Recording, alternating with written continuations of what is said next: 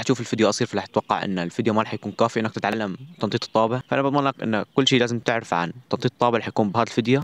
بدك تشوف الفيديو للنهاية. انك تعرف تنطط الكرة، فهذا الشيء صار من الاساسيات بكرة القدم، تقريبا هو من اسهل الاشياء اللي لازم تتعلمها. فلهيك بهذا المقطع رح اعطيك كل شيء لازم تعرفه عن تنطيط الكرة او الدقدقة، رح اعلمك كيف تنطط الطابة خطوة بخطوة. فخلينا نبدأ. اول شيء واللي هو انك تكون هادي. كثير بشوف عالم عم تنطط الطابة فبتكون شادة حالها وانه بس بدها تنطط. خليك هادي حتى تعرف تنطط الطابة.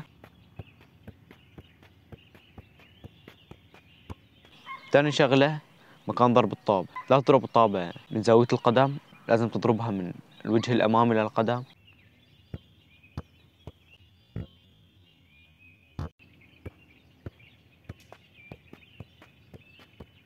كمان الشغلة الثانية انك لا تضربها بالطريقة العادية، حاول انك تلف الطابة لف، هذا الشيء رح يسهل عليك تنطيط الكرة كثير.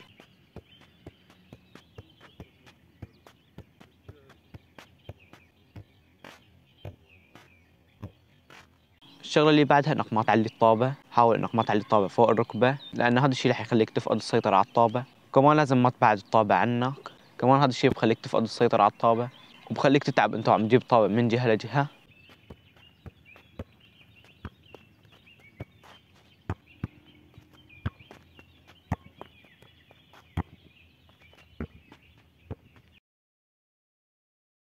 إذا لسه ما اشتركت انزل واشترك حتى تدعمني وحط لنا على الفيديو، خلي الفيديو ينتشر أكتر.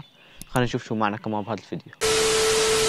أما الشيء اللي بعده لا تستخدم بس قدم واحدة، استخدم القدمين، هذا الشيء رح يسهل عليك كثير التنطيط. كمان بعطيك شكل احترافي لما تنطط بالقدمين سوا. طيب حكينا خطوات نظرية كثير، خلينا ننتقل هلا للقسم الثاني من الفيديو واللي هو شلون رح تتعلم تنطيط الكرة.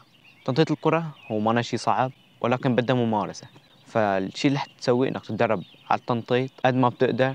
انت بتنطيطك للطابة فرح تعرف الوزنية، حاول انك تعرف شو الاخطاء اللي عم تسويها انت عم تنط طابة وتصلحها. طبعا طبق النصائح اللي قلت لك اياها.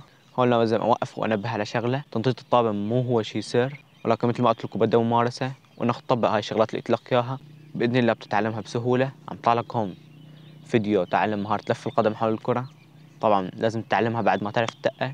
وكمان اول تعليق في رابط السلسله التعليميه لو حاب تتعلم اي شيء بدك اياه. بس والله سلام.